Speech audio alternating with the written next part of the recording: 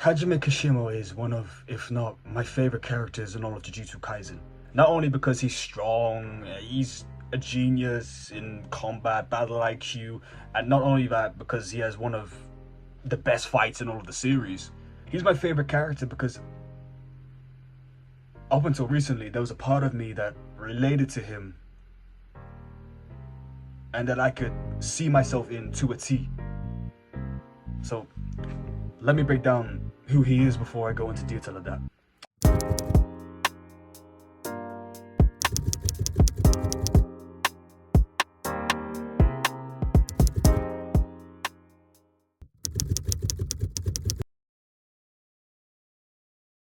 Hajime Kashimo, in his era, was the strongest Jujutsu sorcerer. The guy lived for a good challenge. All he wanted to do was fight the strongest sorcerers of his era. And that's what he did his whole life 400 years ago. However, because of this, he found his way up the top of the food chain. But ultimately, by the end, he was just bored and dissatisfied with all the opponents that were presented before him. He saw them as dirt beneath his feet, and he couldn't find a reasonable challenge. Even when Kenjaku offered him to fight, what's his name? Rio? The guy with the Granite Blast guy, whatever his name is. Even when he was offered to fight him, Hajime declined because he thought, yeah, too far away, and I'm nearly dead. Because at the time he was suffering from some fatal illness, because you see him cough up the blood and stuff. Yeah. However, when Kenjaku tells him about Sukuna and how in order to fight him he has to participate in the culling games, Hajime agrees and decides to be incarnated 400 years into the future to participate in the culling games. See, the thing is about Kashimo, on the surface, the dude is a Dragon Ball character, right? He loves fighting strong opponents, he loves getting stronger, he wants to become the strongest. He is the strongest, right? But this is Jujutsu Kaisen we're talking about. And I'd be lying if I said that was the only thing his character had to offer, and there wasn't something deeper beneath the surface. For example, when it comes to a good fight, he loves to show respect and commend his opponents, like he does with Hakari in his fight. But also, there's more to this story than what meets the eye, but we'll get to that in a moment. Let's quickly go over what happens up until the moments he fights Sukuna. He goes through the culling games, ultimately dissatisfied with the opponents he fights, even like stating how the opponents he fights in the current culling games are weaker than 400 years ago. So this freaks him out. But he's hopeful for the chance to get to fight Sukuna. Eventually, he continues through the culling games, fights Panda, destroys Panda, fights Hakari. He loses to Hakari. And then fast forward to the end of the Shinjuku showdown after the Battle of the Strongest. Hajime jumps onto the scene to fight Sukuna. But before fighting Sukuna, he wants to talk to him first.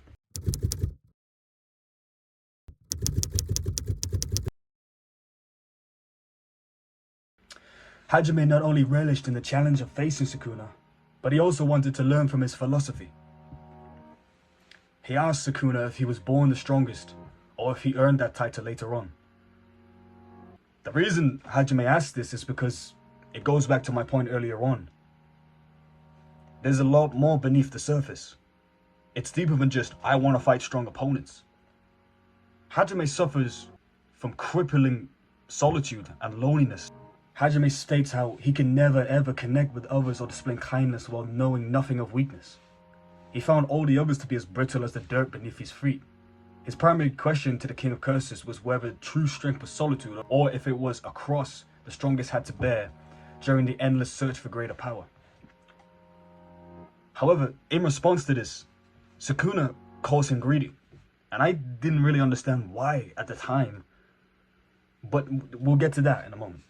Upon hearing that, Hajime and Sukuna begin their battle. I will admit this was one of the fastest fights in Jujutsu Kaisen. In 2 chapters, the strongest of an era was destroyed by Sukuna. And at the time I thought, that's kind of stupid. I want Hajime to like really take a swing. He used his innate curse technique and everything, but you know. However, upon reflection, I realized there was a reason for this. Earlier I mentioned how 400 years ago, Hajime reached the end of his life climbing up a hill that was, for him, very easy to climb. He was dissatisfied with the opponents that faced him. He grew old, never fighting a proper challenge. And on top of that, at the end of his life, he was suffering from a fatal illness that would be the death of him. Imagine going your whole life being so strong that everyone that challenges you falls to your feet. You can only see them as dirt. And eventually at the end of your life, the only reason you die is because of some illness or not a real challenger. This links back to the solitude Hajime feels. And if anything, it explains why he couldn't connect to people. He couldn't connect to anyone. It was haunting for him. Because of that, can you really blame Hajime for being the way he was? Not really caring about anything else outside of a good fight? That's why I said on the surface, it just seems like he's a cardboard 2D Dragon Ball character. All he wants is a good fight, but he's so much deeper than that. He fights not only because he wants a good challenge, but he wants to understand why he has to be in solitude, along with the strength he carries. He doesn't understand why. That's brutal, bro. On top of that, add to the fact that 400 years ago, he kind of missed his chance. Being reincarnated into the future now, it's his second chance at that. So of course he's going to take it. Based off of that alone, it's clear Hajime was a cursed individual. As much as he loved the challenge, the fight, and the strength that came with it, the solitude that came with it must have just been awful. And to add to that, it's not even like Hajime had a ghetto to his gojo, or an uram to his Sukuna, or something like that, to keep his head on a swivel. For what we can tell, Hajime really did have no one. He couldn't relate to any of his peers. They were far too weak for him. And then when he was about to die of a fatal illness, Kenjaku gives him a golden ticket opportunity. Why wouldn't he take it? Why wouldn't he take the golden opportunity to figure out why he had to live in solitude? On top of being able to fight the strongest sorcerer that ever existed. Hajime wanted an answer to this question of why did it have to be this way? And he knew that Sukuna could be the one to answer that question. And it's in the answer, it's why Sukuna calls him greedy. The reason why Sukuna calls him greedy is simple. Hajime wanted to have his cake and eat it too. During the battle, Sukuna and Kashimo speak of strength and the loneliness that comes with it.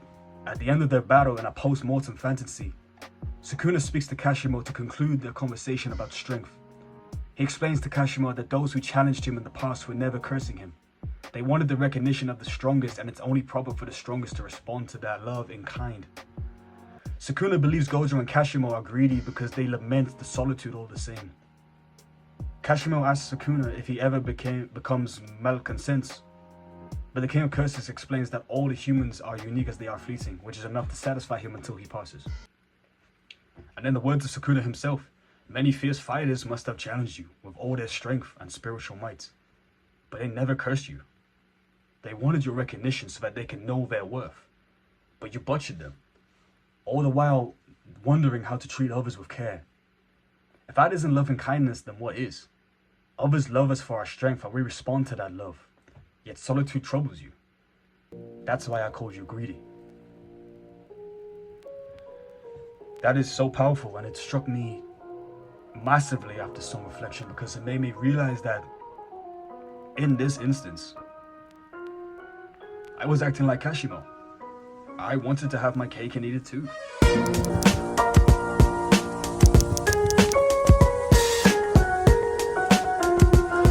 I can't speak for other people, this is just a generalization here, but as artists, I believe, if someone disagrees with me, talk to me in the comment section. But I believe that as artists who genuinely care about the craft, we want more than just for people to like our music or like our painting or whatever it is you do. It's so much deeper than that. We want you to understand us. Our art is a reflection of ourselves, our souls, and our lives. When you see an art piece, when you listen to my music, it's a reflection of who I am as a person. You know, obviously I can't speak for everyone, but when I make a song, I'm showing part of myself to you. We don't just want a, this is great, or this sounds good, or it sounds awesome, or whatever. As cool as that is, and as thankful as people like me are for stuff like that, and all the accolades that come with it, really, more than anything and all that praise, I think artists just want to be understood as people. I mean, bro, I'm an artist, I'm a musician, you know? My job is to perform on stage in front of hundreds of people and talk about my feelings. It's a bit weird, something wrong up here, but that's what it means to be an artist. We take our complex feelings, we take our alienation from the world, and we put it into our craft so that people can understand us. And I think that's why I related to Kashimo so much, and why I was entranced by his character. I wanted to be understood by people, and I guess in a way I wanted to understand other people. Why couldn't I connect with other people? Why can't they connect with me? There's a barrier here. But then along came Saki Sukuna to piss on my parade. Sukuna's words really resonated with me because it made me realize that I was asking for too much for the people listening to my music. I wanted you to not only listen to my music, I wanted you to listen to me, because this is who I am. But like Kashimo, that would make me greedy. I cannot ask you as my viewers to not only listen to my music, but to also resonate with it, like it, and do your best to understand me as a person. If you can do all those things, fantastic. But it's not fair on you to expect you to be able to do that. I can't control how you feel about my songs, or my music, or this channel, or this video. I can't. Just like Kashimo, I was seeking some kind of external validation or answer from high up on my mountaintop. But I was unable to understand that my art form in of itself is the reward. The song in itself is the reward. The album, the mixtape, this video in of itself is a reward. And everything else that comes from it, the understanding, the connection, the being liked, that's all a bonus. That's why Sukuna says, I do what I want. No one else is going to satisfy me. So I take care of myself. I don't need other people. And look, obviously he's an extreme example here, but what he's basically trying to say, in my opinion, is the only person that can understand you and like you really is you. Stop trying to find something that doesn't exist when you've cemented yourself at a place where only you can reach. In other words, I should make the music I want to make because I want to make it. Nothing else. Make it because I want to make it, because I like it, and because it resonates with me. It's therapy for me. I love to do it. It's love for me. If you feel the same way when I release a song, cool. If you love it, cool. If you don't like it, also cool. It's fine. That's your life. I can't control how you feel about my music or song or my art. But that doesn't mean I shouldn't be selfish, right? Make what I want. I make what I want. Because honestly, there's no guarantee that people are gonna like my music or are gonna like your music. That's one thing. One thing to like your music, but it's another thing entirely to want them to understand your music and understand you. There's no guarantee that they'll do that. So you better sure as hell make sure and be certain that you like and understand your own craft and art. Because that's the greatest gift of all. Creating something that you're genuinely proud of and that you genuinely think is good, that you enjoy, that you love. Everything else is just a bonus. Doing something that you love and finding pure enjoyment out of it just for the sake of it. Doing something you love just because you want to do it. No extra strings attached. Asking for anything more than that is just greedy. And that is why Hajime Kashimo is my favorite character in all of Jujutsu Kaisen. He had everything he ever wanted. However, he wanted more. but not in some kind of selfish, give me more power. He had the most human desire of all. Amongst the strongest, just like Satoru Gojo. He still wanted to understand and be understood by people around him. And in the words of Sukuna, if that's not loving kindness, then what is? Thank you for listening. That was a longer one. I'm trying this new format. It's cool. It's great. Like, no! I'm trying this new format. It's a longer video. I'm trying this new editing and stuff. So it's cool. I love Jujutsu Kaisen and I love Hajime Kashimo as a character. And it resonated with me so much just because of my music and my art and whatnot. But yeah, tell me what you guys think of this in the comments below. I appreciate all the support and just views and likes and comments or whatever. I do appreciate it, man. Thank you so much. The Beginner Bootcamp's coming soon. New videos out coming soon as well. But you know, mixtapes as well and all that, but that's for later. Thank you all guys so much for watching. I appreciate all of you, every single one of you. Click video here or here or here or here, wherever the video is. And yeah, have a good day.